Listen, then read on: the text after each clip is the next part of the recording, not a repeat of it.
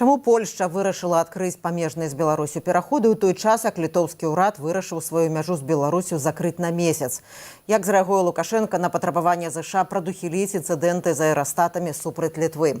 Добрый дзень, тут Ганна Соус. Гэта ды іншае мы абмяркуем у жывым эфіры «Піку свабоды» з польскім журналістам Міхалом Патоцкім і палітолагам Вадзімам Мажэйкам. Добрый дзень. Добрый дзень.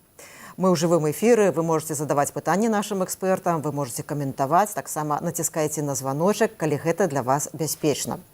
Такім чынам, Польша гатова адкрыць у лістападзе яшчэ два пераходы на мяжы з Беларусі ў Баброўніках і Кузніцы. Пра гэта заявіў кіраўнік польскага ўраду Дональд Туск. Міхал, з чым звязана рашэнне польскага боку з вашага пункту гледжання? Вельмі добрае пытанне, тому што гэта выглядае крыху непаслядоўна. Калі чэсна, таму што мы толькі што ў верасні зачынялі мяжу, не толькі праз тое, што адбываўся захад 25, але тады міністр унутраных спраў Марцін Кірвінскі казаў пра тое, што гэта звязана і ўвогуле з сітуацыяй з бяспекай на польска-беларускай мяжы. Літва буквально толькі што прыняла рашэнне, каб зачыніць мяжу з Беларусю праз гэтыя метэаралагічныя зонды. А тут выступае прэм'ер-міністр Польши і кажа наадварот, што мы будзем адчыняць, і мы гатовы адчыніць у лістападзе два пераходы. Магчыма, гэта звязана з нейкім прагрэсам у перамовах па вызваленні Анджэя Пачобута, таму што якраз вызваленне Анджэя Пачобута было ці ёсць адной з перадумоў магчымай нейкай памяркоўнай нармалізацыі зносінаў паміж Польшчай і Беларусю, але гэта так гіпатэтычна пакуль што, таму што учора прэм'ер-міністр Туск нічога пра тое не сказаў. Ну, я так разумею, што нейкі прагрэс павінен быць, таму што я іншых прычынаў для такога рашэння проста не бачу ўвогуле. Ну і на сёння я нагадаю, што на беларуска-польскай мяжы дзейнічае пункт пропусту Берасця для аўтамабільнага пасажырскага транспарту, таксама Казловічы для грузавога. Пункт пропуску ў Баброўніках польскі бок закрыў у 2023 годзе, пасля таго, як у Беларусі прыгаварылі да 8 гадоў зняволенага горадзенскага журналіста, прадстаўніка польскай меншасці Анджэя Пачобута, пра якога якраз і казаў Міхал цяпер.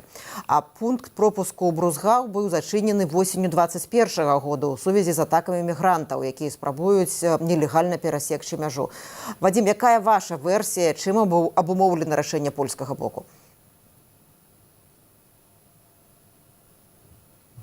В принципе, польский бок ранее сам публично заявлял, что пункты пропуска будут открыты, значит, послезавтра, коли завтра вызвались Пачобута. Тому, мне здаецца, калі ўжо справді, як Міхал слушна звярнуў увагу на паслядоўнасць, калі польскія ўлады хочуць быць паслядоўнымі, то в дадзеным выпадку яны будуць зацікаўленыя ўсё ж таки дачакацца якіх-небудзь, скажем так, відавочных зрухаў з беларускага боку і дачакацца тут нейкіх крокаў наперад. Бо мы ўжо бачылі сітуацыю, якая так сапраўды раней была з закрыццём польскім бокам беларуска-польскай мяжы, дзе, скажем так, відавочным была такая апеляцыя да кітайскага пасярэдніцтва. Кітайскае пасярэдніцтва адбылося, Польша мяжу адкрыла, ніякіх відавочных зрухаў не адбылося. Так, сапраўды, мы зараз бачым змяншэнне колькасці інцыдэнтаў на мяжы, звязаных з гэтай штучнай міграцыяй, бо я нагадаю, што это міграцыйны крызіс, які адбыўся не так, як бывае з натуральных прычынаў, што дзесьці у суседняй краіне вайна ці нейкая прыродная катастрофа, і людзі бягуць у суседнюю краіну. А не, гэта ўсе людзі з Афрыкі, з Блізкага ўсхода, яны ўсе ў Беларусі і едуць праз Беларусь, таму што рэжым Лукашэнкі сам фактычна да гэтага іх ангажуе, стварае ўмовы. Калі б Менск на гэта не працаваў, то такого крызіса тут і не было. Дык вось мы бачым, што так, апошнія тыдні ідзе змяншэнне колькасці гэтых самых мігрантаў, у тым ліку на беларуска-польскай мяжы, і не толькі.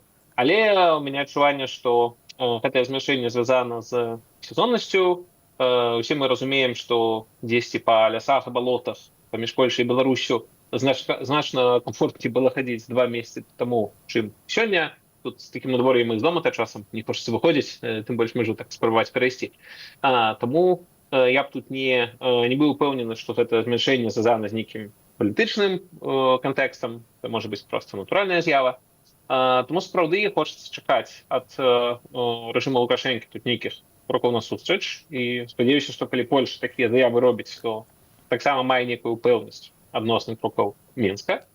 Вось. Разам з тым, канешне, сам факт таго, што больш беларусаў змогуць перасекаць мяжу, я кажу менавіта пра фізычных асобаў, перш за ўсё, гэта, безумоўна, пазітыўная навіна, бо павелічэнне такой колькасці кантактаў, яно само па сабе непасрэдна звязана і са стаўленнем да Еўропы, тым, што беларусы бачаць Еўропу не толькі праз экраны беларускага, расійскага тэлебачання, а на ўласныя вочы.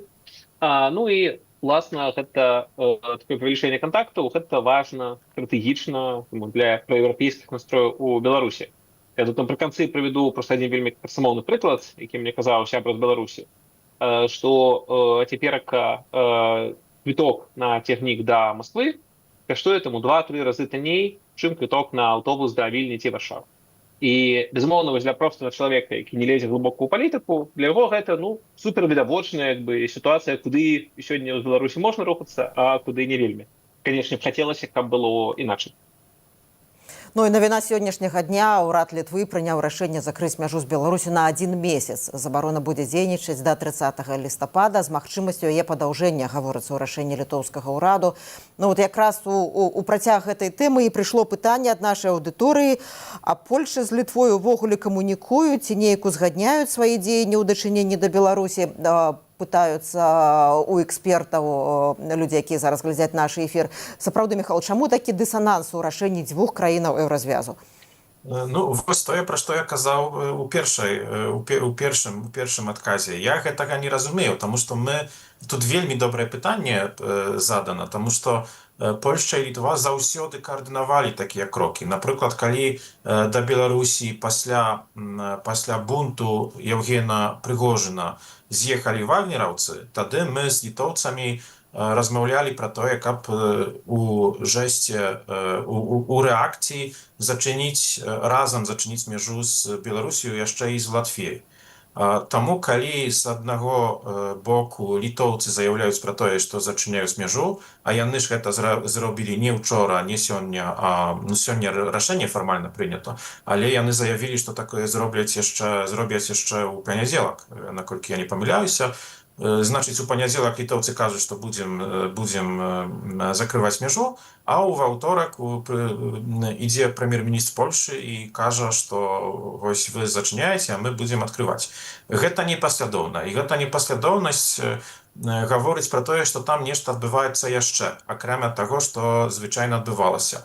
Акрамя таго, можна сказаць, што буквальна тыдзень таму у Польшчы быў міністр унутраных спраў Літвы Владыслав Кондратович, з якім мы таксама размаўлялі ў тым ліку, нашы палітыкі размаўлялі ў тым ліку пра бяспеку. Значыць, гэта каардынацыя ідзе.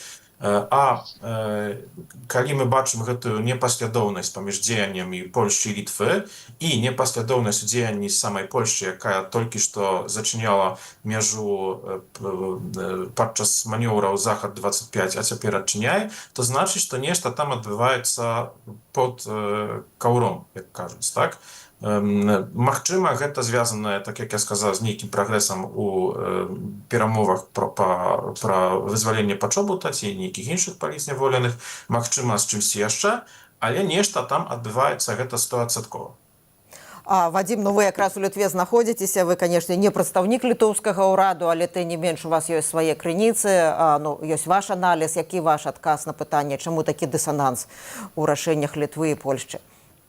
Так, я дакладна не прадстаўнік літоўскага ўрада, і, у прынцыпе, тут, мне здаецца, добрае пытанне было для некага адмыслоўца па літоўска-польскіх дачыненнях, бо, гледзячы, як там адмыслоўцам не з'яўляюся, і я так на гэта проста назіраю, як беларускі палітычны аналітык, і сапраўды я бачу, што тут могуць быць некалькі тлумачэнняў. Адно тлумачэнне палягае, яны такія вельмі палярныя. Одно полярное тлумачэнне палягае ў тым, што адносіны Літвы і Польшы самі па сабе досыць непростыя. Тут недавно былі скандалы в Літве, якія тычыліся таксама выказванню літоўскіх чыноўнікаў адносна адукацыі на мовах меншасцяў, у кантэксце Літвы, у тым ліку польская. Ведаю, што ўвогуле не ўсё так проста. Таму ведаю, што нават публічна недавно Літва казала, што хацела б скаардынаваць адносна мяжы сваю палітыку з Латвіяй, з Польшай. В прынцыпе, так лагічна выглядае. І, магчыма, сапраўды гэта нейкія ўнутраныя проста трэнні, якія так вызваліваюцца. Але я дапускаю цалкам іншае тлумачэнне, што, магчыма, акурат вось это ўпісваецца візіт спадара Кандратовіча, што, магчыма, гэта трохі разыграная партыя. Калі спачатку, умоўна кажучы, Польша выконвае ролю такога дрэннага паліцэйскага, там закрывае мяжу, а Літва такая добрая і нешта вось можа дамаўляецца, што ёй цікава. А потым наадварот, цяпер, значыць, Літва дрэнны паліцэйскі, а Польша добры, открывае мяжу. То бок, таксама можна дапусціць, што гэта узгоднена, і, адпаведна, так, асабліва, калі Польша зараз нечага для сабе цікавага даможацца, то, ну, таксама можа быць варыянт у тым, што проста вось такая дамоўленасць, як у розны час размеркаваць ролі. Таму розныя варыянты тут магчымыя, але, мне здаецца, тут мне з беларускага пункту гледжання хацелася б глядзець на такія, напэўна, 3 прынцыповых моманта. Першае, гэта так, гэта умовы для грамадзян Беларусі, якія ў тым ліку ездзяць праз гэтую мяжу. Безумоўна, стратэгічна, з пункту гледжання рэгіянальнай бяспекі, я лічу, што паколькі праеўрапейскі настрой у Беларусі гэта вельмі важна.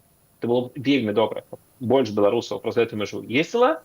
Безумоўна, это не значыць там больш, ведаю, там міліцыянтаў ці КДБшнікаў, больш звычайных людзей, якіх мільён. І вось гэта важна назіраць, і любыя абмежаванні, як будуць сумна, калі этому перашкаджаюць.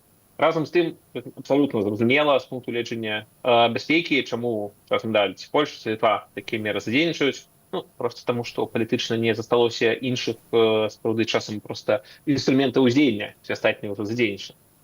Па-другое, мне здаецца, з беларускага пункту гледжання зноў-такі прынцыпова важным, каб гэта было не да ўзмацнення ролі рэжыму Лукашэнкі як актора, як суб'екта, а наадварот, да ўзмацнення ролі беларускіх дэмакратычных сілаў, каб у выніку не Лукашэнку ціснулі рукі, а наадварот, каб адбывалася больш кантактаў і з Латушкам у Польшы, і з Ціханаўскай у Літве, і ўвогуле з інстытутамі, як Коордынацыйная рада, каб было больш так кантэкста, больш экспертызы. Я ведаю, што экспертыза некаторых самааналітычных цэнтраў, скажем так, задзейнічае на адносна вось гэтых інцыдэнтаў. Ёсць такія кантакты, гэта добра, і каб важна, каб гэтага было больш.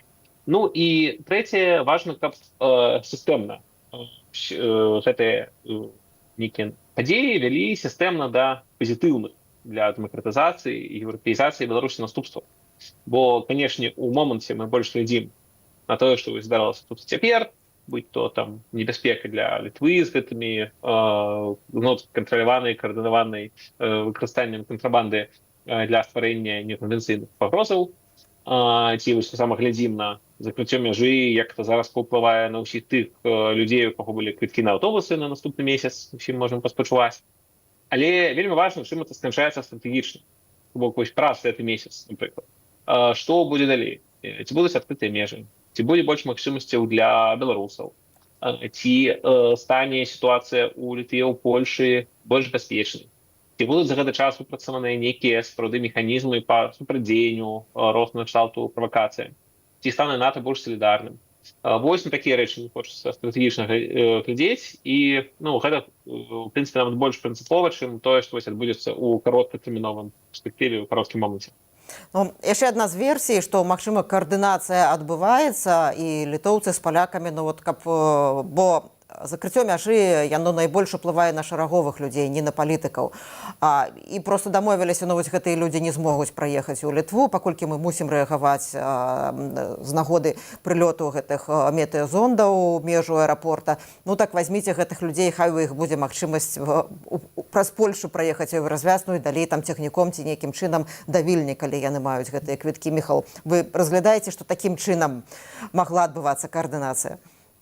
Гэта магчыма, але не думаю, што гэта было так, таму што спадар Кандратовіч, міністр унутраных спраў Літвы, ён быў у Польшчы яшчэ да піку інцыдэнтаў з метэазондамі ў Літве. Таму, калі б яны планавалі, трэба было яшчэ і ведаць, што будзе столькі зондаў блакаваць 3 дня падряд працу аэрапорту ў Вільні. Паколькі спадар Кандратович быў у Польшчы да таго, я не думаю, што гэта так, што гэта спланавана гульня ў добрага і не вельмі добрага паліцэйскага. Але каардынацыя, безумоўна, ідзе. Значыць, гэта для гэтай непаслядоўнасці мае быць нейкае выпраўданне ці нейкае разуменне. Таму што мы якраз паміж Варшавай і Вільняй каардынацыя працы ўжо некалькі годаў пасля паляпшэння зносінаў нашых, яна ідзе вельмі добра, незалежна ад таго, хто ва ўрадзе і хто з'яўляецца прэзідэнтам. Гэта ўжо, можна сказаць, традыцыйна. Мне цяжка падумаць, што літоўцы, напрыклад, не ведалі пра тое, што мы плануем адчыніць мяжу з Беларусю, і не думаю, што літоўцы не кансультаваліся з палякамі, калі прынялі рашэнне зачыніць сваю мяжу з Беларусю. Значыць, тут гэта каардынацыя, яна заўсёды была, і не думаю, што тут нейкая вынятковая сітуацыя. Міхал, вы казалі пра тое, што вызваленне Анджыта Пачобута это можа быць та цана адкрыцця мяжы, але вядома, што гэта не вызваленне ўнутры Беларусі, а былых палізняволеных, калі яны выходзяць з-за кратаў, іх фактычна дэпартуюць у іншыя краіны. Ну і наколькі вядома, Анджый Пачобут можа не пагадзіцца на дэпартацыю. Што будзе з мяжой, калі яго вызваляюць, але ён, як Мікола Статкевіч, не пагаджаецца? З таго, што казала спадарыня Анжэліка Борыс, якая бачылася толькі што з Анджэем Пачобутам, яе дапусцілі да яго некалькі тыдняў таму, ён ужо пагодзіўся на такі варыянт, што пасля вызвалення ён з'язджае з Беларусі. Калі гэта так, то не будзе такой сітуацыі, як з Мікалаем Статкевічам. Ведаеце, да таго ўжо некалькі раз была такая сітуацыя, што нашыя ўлады былі пераконаныя, што яны ўжо практычна дамовіліся з рэжымам пра вызваленне Анджэя Пачобута. І некалькі разоў была ўжо такая сітуацыя, што ў апошні момант нешта такое, што гэта не адбывалася. Значыць, магчыма, калі Туск кажа пра тое, што мы гатовы адчыніць мяжу з Беларусі ў лістападзе, гэта сігнал да Лукашенка, што ён мае цяпер зрабіць свой жэст, калі б гэта гатоўнасць перарабілася ў канкрэты, у нейкую канкрэтыку. Ніхто, канешне, Лукашенку не верыць на слова, ні в Польшчы, не думаю, увогуле на свеце. І, магчыма, гэта так. Значыць, мы не проста адчынілі ці не проста не падалі даты адкрыцця мяжы ці адкрыцця гэтых дадатковых пераходаў, але сказалі, што мы гатовы у домысле, калі вы пойдзеце на нейкія крокі ў нашым накірунку. Чакаем, канешне, нейкіх добрых навінаў, спадзяваемся ўсе, таму што мы ведаем, у якіх умовах сядзяць увогуле палізняволеныя ў Беларусі, у тым ліку, у якіх умовах сядзіць Анджэй Пачобут. Мы ведаем пра тое, што ў яго ёсць праблемы са здароўем. І, канешне, у Польшчы, ведаеце, у Польшчы мы таксама перажываем за беларускіх палізняволеных, для якіх Анджэй Пачобут стаў сімвалам.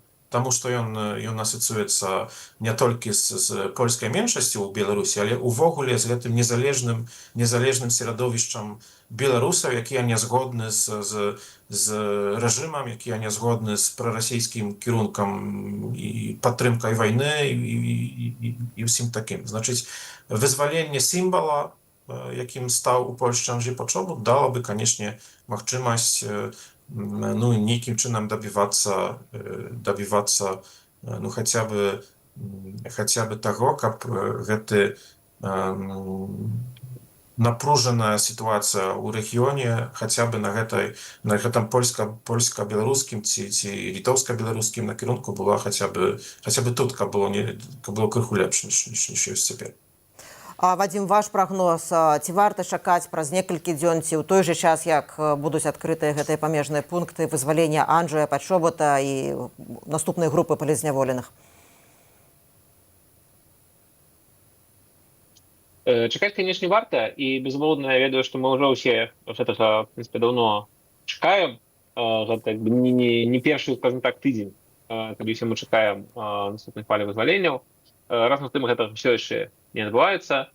Мы бачым, што ідуць размовы. Учора Лукашенко зноў казаў пра некую вялікую сделку, зноў-такі без канкрэтыкі. Лукашенко так казаў, што трэба там сделку ўсё на ўсё. Ну, тады можна дамовіцца, што ўсё на ўсё, это значыць, Захад зняў бы ўсе санкцыі, ну, а Лукашенко хай вызваляе ўсіх палітвязняў, там, спыняе рэпрэсіі, праводзіць свабодныя выбары. Вось было б ўсё на ўсё, вельмі вялікая сделка. Ось. Але наўрад ці Лукашенко на такое здольны і згодны. Таму, канешне, нейкіх вызваленняў чакаць варта, ну, прынамсі таму, што, цынічна кажучы, для Лукашенко это цынічна спрымае. Для яго палітвязні гэта тавар, які можна скарыстацца.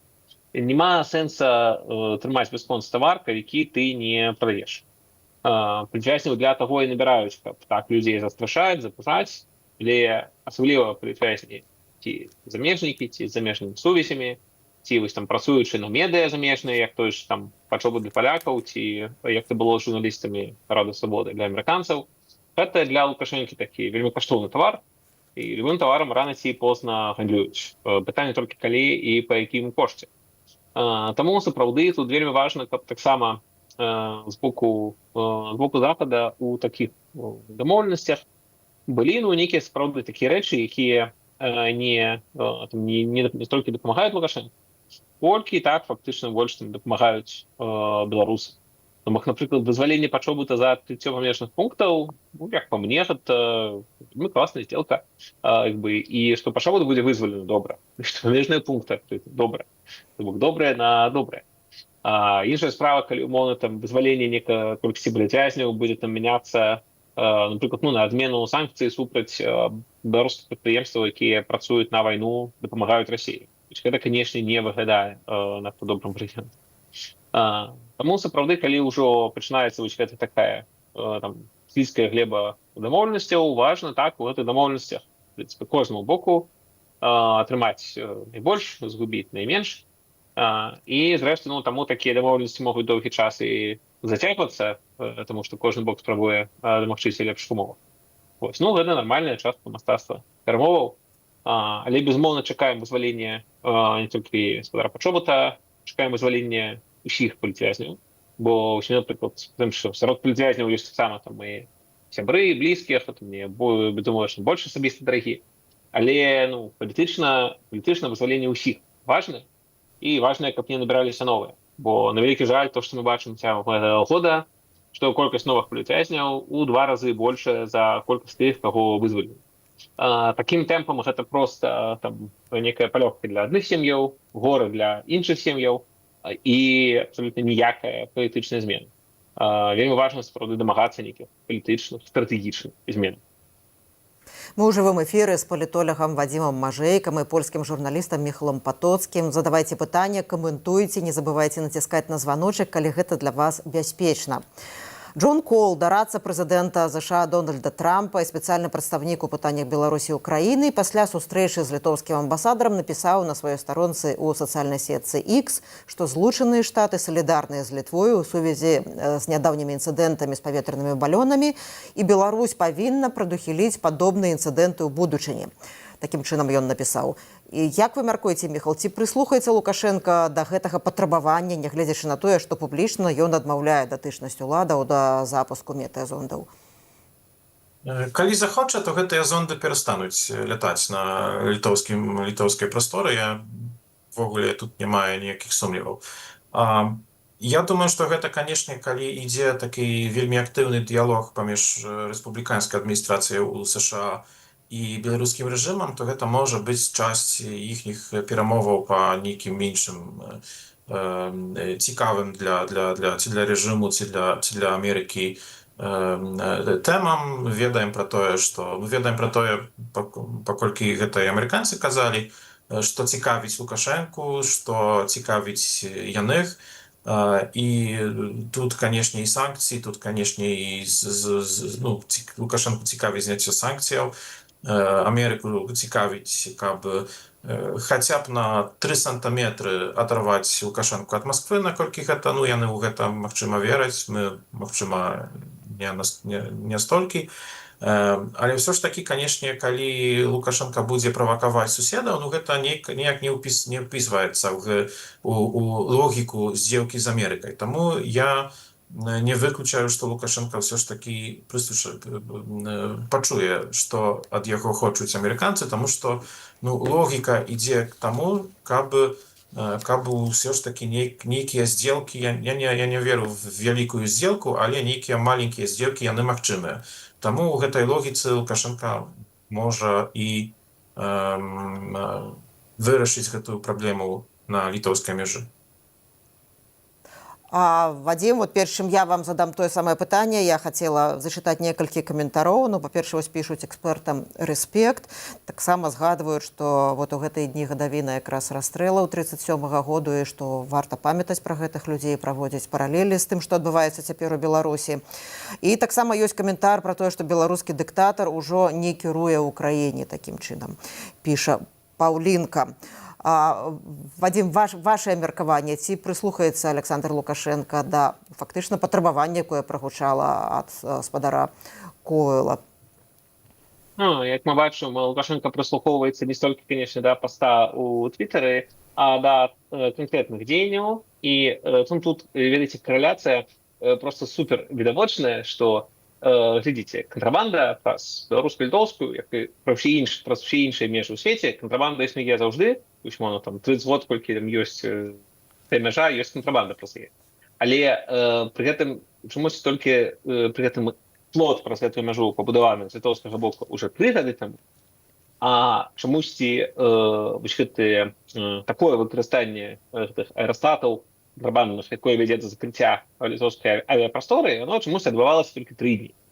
Тому што відавочна, наколькі працэс кантраляваны, што ён узяўся не сам па сабе і не проста такі натуральны. І пры гэтым чамусьці, як толькі Літва заявіла, што закрывае мяжу і думаю нават над больш істотнымі мерамі, былі публічныя заявы спадара прэзідэнта Наўседы пра магчымае перакрыццё транзіта ў Калінінградскую вобласць, а гэта, ну, я па шчырасці сказаў, гэта реальна адзін з наймацнейшых чыннікаў, які ў Літвы ў руках ёсць. Потому што Літва цудоўна разумее, што это будзе выклікаць вельмі напружаную рэакцыю з боку Расіі, і менавіта зрэшты таму, не гледзячы на вайну, на адносіны з Расіяй, з Беларусю, не гледзячы на ўсё гэта, калінінградскія тэхнікі ўсё яшчэ ездзяць праз Літву штодня. Вось нормально. Дык вось калі Літва ўсім гэтым прыгразіла, то адразу што мы бачым, што учора, пазаўчора, 2 вечара ўжо не закрываецца Віленскі аэрапорт. Вось на мой погляд, гэта проста яскравейшая ілюстрацыя таго, нават некалькіх пунктаў, што, па-першае, гэта штучны кантраляваны працэс. Гэта наіўна проста спісваць на міграцыю, то самае, прабачце, як штучны міграцыйны крызіс, наіўна проста спісваць на міграцыю, так і тут наіўна спісваць гэта проста на кантрабанду. Не, гэта кантраляваны працэс, частка больш вялікая тэндэнцыі такіх гібрыдных ці неканвенцыйных атакаў на краіны НАТО, выпрабаванне рэакцыі натаўскіх краінаў, гэта і тыя ж там інфармацыйныя атакі, і кібератакі, і залёты расійскіх самалётаў па ветраную прастору Еўропы, і дроны ў аэрапартах кантынентальнай Еўропы, шмат усяго. Это частка вялікага працэсу. Дык вось, эта частка абсалютна кантраляваная. Як толькі Літва так пачала прымаць нейкія меры і прыгразіла іншымі, адразу гэта спынілася. Пры гэтым трэцяе добрае сведчанне мы бачым, што гэты ціск працуе. Таму калі нехта такі, сказаў, натуральны ці на зарплаце, ці проста ад душы памагатар Лукашэнкі і кажа, што трэба спыняць всякі ціск, трэба толькі дамаўляцца з дыктатарам, тады ўсё будзе добра. Ну вось бачыце, чамусьці, як толькі пачаўся ціск, тут і пачаліся змены. Ціск гэта працуе. Учора Лукашенко на канферэнцыі ў Менску публічна казаў пра тое, што санкцыі гэта такая ўдаўка на шыі. Ну, так гэтую ўдаўку можна і зацягваць. Лукашенко, канешне, кажа, што это ўдаўка на шыі беларускага народа, понятна, уся гэтая прапагандысцкая балбатня. Насамрэч, гэта на акурат на яго шыі ўдаўка і ягоных кашалькоў, тых, хто фактычна на той жа кантрабандзе зарабляе, бо выдатна разумеем, калі тыя хто атрымліваюць ліцэнзіі на выраб тытунёвай прадукцыі ў Беларусі, гэта выпадковы чалавек такую ліцэнзію не атрымае, і з тым трэба не дзеліцца. І дзяржава выдатна бачыць, што вырабленая адна колькасць цыгарэт, прададзеная легальна іншая колькасць цыгарэт. Туды падзеліся ў іншыя цыгарэты, як бы дзяржава зацікаўленая проста заплюшваць вочы. Усё тут вполне сабе цалкам пад кантролем. І адпаведна, калі і Літва, і Польша, і іншыя краіны будуць тут паслядоўнымі, мы ўбачылі ўжо дэманстрацыю так салідарнасці з Літвой з боку ЗША і з боку НАТО. Былі размовы таксама з нашым генсекам. Казалі ўжо пра тое, што ў паветраных прасторах Літвы патрулююць самалёты НАТО, там і з Іспаніі, і з Угоршчыны, і Германіі. Вось гэтыя ўсе праявы так рэальнай салідарнасці і канкрэтных дзеянняў, яны ўсе могуць дапамагчы перадухіляць такія інцыдэнты. Гэта такі ціск спрацоўвае і можа ўздзейнічаць на Лукашэнку, ды фактычна на Пуціна. Бо наіўна лічыць, што такія меры па выпрабаванню еўрапейскай бяспекі, калі ведаць, там робіць Лукашенка ці нейкі губернатар там проста вялікапамежнай вобласці з Літвой. Не, такія рэчы робяцца па ўзгадненні, і уж тым больш у вайсковай сферы, тым больш па ўзгадненні з Масквой. Таму так, ціск працуе, і, адпаведна, такія інструменты можна працягваць. Галоўнае так не забывацца пра той жа рух. Вадим, вот я ваш тезис про контроляваную контрабанду хотела проиллюстровать лічбамі. Журналисты «Свободы» звярнуліся ў памежную службу Літвы і атрымалі інфармацыю пра тое, колькі паветраных шароў з кантрабандай прыходзіла ў які перыяд на тэрыторыю, прылятала ў які перыяд на тэрыторыю Літвы.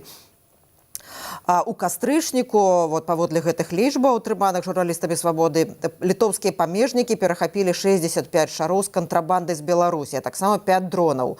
У адзін дзень 22 кастрычніка было перахоплена 13 шароў. З пачатку году гэта 545 шароў. А найбольшую колькасць шароў памежнікі фіксавалі ў сакавіку, гэта 77 шароў. Вы пачалі ўжо гаварыць пра ролю Расіі, паводле многіх аналітыкаў, яна найбольш зацікаўленая ў эскаляцыі напружанасці на мяжы, выпрабоўванні рэакцыі краінаў НАТО на розныя інцыдэнты. Якія інтарэсы Расіі ў беларускім памежным крызісе і як Расія можа ўплываць на развязанне гэтага крызіса ці на яго далейшую эскаляцыю, Міхал? У Расіі адзін інтарэс. Эскаляцыя, яшчэ раз эскаляцыя. І спробы тут спрабаваць, як будуць рэагаваць урады, там спрабаваць, праз гэта як бы і дроны над Польшчай, якія мы перажылі там месяц таму, калі больш за 20 дронаў прыляцела да Польшчы, расійскіх дронаў, і правакацыі з парушаннем паветранай прасторы расійскімі самалётамі. Гэта было і ў Эстоніі, і гэта было таксама і ў Літве. Гэтыя метэаролагічныя тыпу кантрабандысцкая зонды, якія, так як Вадзім сказаў, нават калі яны рэальна з кантрабандай, то гэта ўсё ж такі не нейкая прыватная ініцыятыва, таму што я не веру, што ў Беларусі такая прыватная ініцыятыва без усякага кантролю з боку ўладаў ці беларускіх спецслужбаў магчымая увогуле ў прынцыпе. І міграцыйны крызіс, і акты саботажу ў Польшчы і іншых краінах, і падпалы, і ўсё.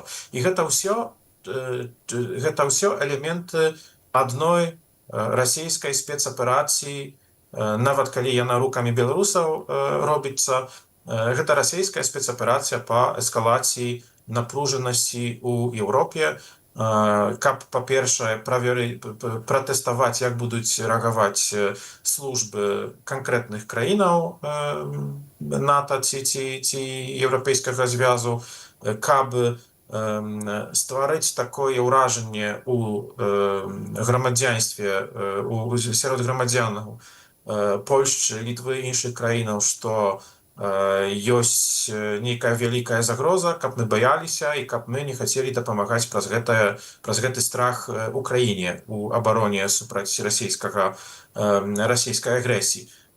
І, значыць, я, канешне, згодны з тым, што не трэба разумець гэтыя інцыдэнты з метэазондамі у адарванасці ад агульнай сітуацыі ў рэгіёне, таму што гэта часць адной вялікай карцінкі. Вадим, і ваша ацэнка ролі Расіі ў гэтым крызісе і таго, як гэты крызіс можа развязвацца? Ну, глядзіце, Расія тут, безумоўна, асноўны ініцыятар. Беларусь, пры Лукашэнку не зацікаўленая, ніколі не была зацікаўленая у некай вось такой, тыжнай падрыхтоўкі да вайны з Еўропай. Такія экспансіянісцкія дзеянні мы бачым з боку Расіі.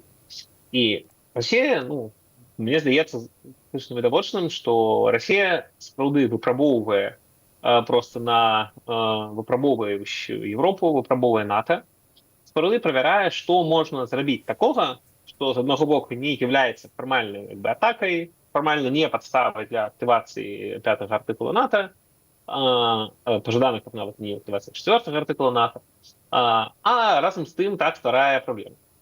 І фактычна, усе тыя меры, якія тут можна прыдумаць, так проста паслядоўна выпрабоўваюцца. Я ўжо ўзгадаваў розныя кшталту атакі супраць інфраструктуры, кібератакі. І ў дадзеным выпадку я б сказаў, вось гэтая атака псеўдаметэзондамі, кантрабанднымі, просто, выдатны прыклад, бо, па-першае, гэта ўвогуле быццам не Расія, а Беларусь. Яны ж не з Расіі. Па-другое, гэта быццам не дзяржава, а нейкія прыватныя невядомыя актары, бо проста кантрабандысты. Ёсць на каго спісаць адказ. Па-трэцяе, гэта быццам не атака, бо гэта ж нават не вайсковы нейкі там аб'ект, а летіць сабе просто пачка цыгарэт на надзьмутым вось гэтым балончыку ў небе. Нічого страшного. Але пры гэтым гэта стварае рэальную небяспеку, рэальныя пагрозы, пагрозы таго, што калі гэта ігнараваць і прапусціць, то сапраўды могуць быць праблемы з самалётамі, калі будзе нейкі інцыдэнт, аварыя, гэта будзе сур'ёзна. І гэта таксама стварае небяспеку для людзей, адчуванне ўвогуле, што ты ў сваёй краіне не такі ўжо і абаронены. Калі недавно, быў такі каментар тут на літоўскім Дэлфі, які каментаваў не афіцыйны прадстаўнік літоўскай памежнай службы па зразумелых прычынах, які адстаўны прадстаўнік прафсаюза памежнікаў, які шчыра казаў, што па нам няма чым з такімі аб'ектамі змагацца. Гэтыя паветраныя балончыкі ляцяць на вельмі высокай вышыні, шмат кіламетраў могуць ляцець, іх ты з аўтамата не састрэліш. Вайскоўцы ракетамі, калі іх будуць біць, таксама несур'ёзна і вельмі дорага. Расіі няма чым абараніцца. То бок вось і Расія выдатна правярае такім чынам проста бяспеку. Фактычна такая выведка, як кажаш, выведка боем. Канешне, не боем, але выведка неканвенцыйнымі атакамі. Даведацца, дзе тут слабыя месцы, якім чынам можна тэшку і на балты атакаваць, як хто будзе рэагаваць, хто з якой хуткасцю НАТО дашлі вайсковыя сілы, а хто там можа просто напіша пост пра тое, як вельмі занепакоены. Вось гэта ўсё Расія выпрабоўвае, таксама троху змяняе межы нармальнасці, каб мы прызвычайваліся, што там дроны залятаюць, нешта ў небе залятае, нейкія кібератакі, гэта ж частка будзённага жыцця, нічого страшнага, не напружвайцеся. Расія стварыць вось такое ўражанне, каб сапраўды на вялікі жаль, это тое, што мы бачылі проста перад пачаткам вайны ва ўкраіне, дзе таксама колькасцю бясконцых правакацый, вучэнняў стваралася ўражанне, што гэта норма, а не падрыхтоўка да вайны. А потым апынулася, чым апынулася. І тут не хочацца вельмі быць алармістам, але я не магу не прыгадаць, вядома, і тое, што пісалі такія медыа, як Bloomberg на спасылкай на ваведкі краінаў НАТО, і заяўкі генсекаў НАТО, і Столтенберга раней, і Рюте, які казалі так, што дзесьці на прамежку паміж 27-м, 31-м, 35-м годам Расія будзе тэхнічна мець магчымасць так нападаць на НАТО і, вядома, акурат у краінах Балтыі. Вядома, тэхнічная магчымасць – гэта не значыць напад, прагноз – гэта не гарантыя, але трэба разумець, што гэта ўсё не жарты, а гэта сур'ёзныя пагрозы, і так, на іх трэба адпаведна рэагаваць. І калі мы будзем казаць, што пагроза, уже какая вайна, вы што, гэта так, просто кантрабанда заляцела, цыгарэты, нічого страшнага. Гэта роўна то, чаго хоча Расія, і ў чым ёй важна біць па рукам, бо калі не быць напагатове зараз, то гэта, на жаль, можа ствараць стратэгічна больш небяспекі для рэгіёну. Вот у нас даволі шмат пытанняў і каментароў ад нашай аўдыторыі. Я, напэўна, вам, Вадзім, адрасую адзін з іх. А што беларускія дэмакратычныя сілы, яны за каго? За краіны ў развязу, якіх знаходзяцца, ад якіх залежаць? Ці за беларусаў, найперш у Беларусі, якім перакрываюць кісларод гэтымі блакадамі мяжы? Вы не прадстаўнік ні літоўскага ўраду, ні дэмакратычных сілаў, але як аналітык адкажыце, калі ласка. Так, абсолютно. Ну, па-першае, калі мы паглядзім на факты, мы бачым, што практычна ўсе заявы беларускіх дэмакратычных сілаў, усіх палітыкаў, дзеячоў, яны ўсе так ці іначай спасылаюцца на тое, што так, на рэжым трэба ціснуць, але што трэба, каб былі магчымасці для беларусаў перасякаць мяжу, каб былі нейкія гуманітарныя калідоры, каб былі магчымасці для паездак фізасобаў, каб калі мяжу перакрываюць, то так, фактычна, каб перакрывалі для грузового транспарта і рабілі б выключэнні для простых людзей, якія едуць па сваіх справах. Мы бачым вось, про зараз заява Святланы Цехановскай, якая кажа, што общество вядзе перамовы з літоўскімі ўладамі адносна таго, каб ствараць магчымасці выезды для тых беларусаў, якія проста прыехалі у Літву, умоўна, можа, да родных на тыдзень, а зараз закраслі і не ясна, што куды ім дзявацца. То бок, вядома, тут беларускія дэмакратычныя сілы так натуральным чынам адвакатуюць правы беларусаў. Разам з тым, так, важна не блытаць адвакацыю правоў беларусаў і проста ведаць такую вось слепую адвакацыю.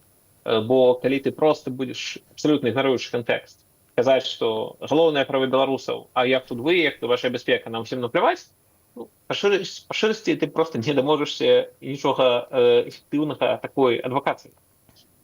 Таксама трэба быць у кантэксце, трэба разумець, як усе падзеі ўспрымаюцца у той жа Літве, у Польшы, разумець вось гэты кантэкст пагрозаў, кантэкст небяспекі, як вось ўжо згадвалі інцыдэнты, як чалавек, які таксама стаў ахвярай закрыцця Віленскага аэрапорта, і таксама апынуўся там ноччу ў Каўнасе, аэрапорт, які не быў гатовы прымаць ніводнага рэйса, іх там дзесятак, просьмы натоўп людзей. Па шырасці ў гэтым натоўпе вельмі добра чытаўся настрой, што трэба, ужо што-небудзь зрабіць, бо ніхто не задаволены. І разуменне, што любыя дэмакратычныя ўлады маюць рэагаваць на такія інцыдэнты, маюць нешта рабіць, каб абараніць свой народ. І таму так, беларускія дэмакратычныя палітыкі тут маюць знаходзіць нейкі баланс паміж тым, каб з аднаго боку, так, безумоўна, абараняць правы інтарэсы беларусаў, бо гэта тое, для чаго дэмакратычныя сілы існуюць. По-другое, так, заставацца ў кантэксце, заставацца рэлевантнымі для тых краінаў, з якімі яны размаўляюць. Бо калі яны не будуць рэлевантнымі, то яны ўвогуле ніякія правы інтарэсы беларусаў не абароняць. І баланс гэта знаходзіць, і таксама, да, я думаю, тут важна разумець, што не тое, што беларускія дэмакратычныя сілы тут не галоўна вінаваты. Нават і Польша, і Літва, усе аднолькава ахвяры той праблемы, якая ствараецца, якой вінаваты так Менск і Масква. І калі ты становішся часткай агрэсіі, это не толькі у 22 годзе, калі войскі расійскія в Украіну пачалі выходзіць. Не, ты застаешся часткай агрэсіі Расіі, і так тады ахвярай гэтага робяцца ўсе, у тым ліку беларусы, якія проста ехалі, можа, да родных у Вільню, а цяпер апынуліся ў цэнтры вось такой праблемы. Дзякуй вялікі, Міхал. У меня да вас пытанне. Я працытую майго калегу, аналітыка Юрыя Дракахруста. Заява прэм'ера Польшчы Туска аб адкрыцці памежных з Беларусю пераходаў была палітычна немагчымай, калі б паток нелегальнай міграцыі рос. Але ён у параўнанні з вераснем знізіўся, і вельмі імаверна, што гэта было вынікам дзеянняў уладаў Беларусі. Так лічыць Юрый Дракахруст. Як вы мяркуеце, ці ёсць тут сувязь сапраўды з тым, што мігранцкі крызіс не такі востры, як раней? Ён не такі востры, як раней, таму што надвор'е памянялася. Тое, што Вадзім Мажэйка сказаў, і гэта было, мы гэта глядзім ужо з 21-го году, што заўсёды, калі пачаўся час дажджоў, тады і заўсёды гэты колькасць мігрантаў на польска-беларускай ці польска-літоўскай мяжы ішоў на спад. І гэта тое ж самае адбываецца цяпер. Калі бы увогуле да нуля упалі гэтыя статыстыкі на польска-беларускай мяжы, тады так, канешне, магчымая такая была бы і рэакцыя польскага ўраду на тое.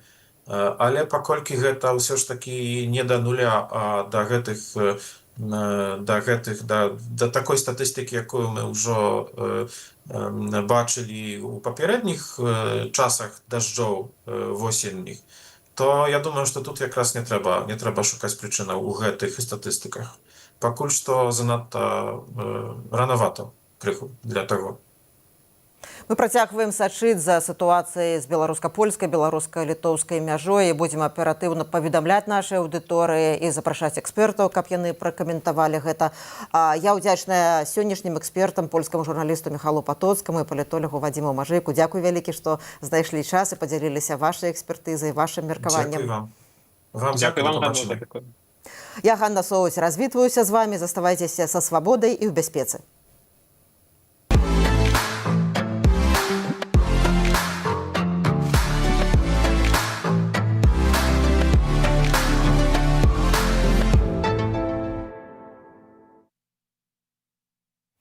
Дзякуй вялікі.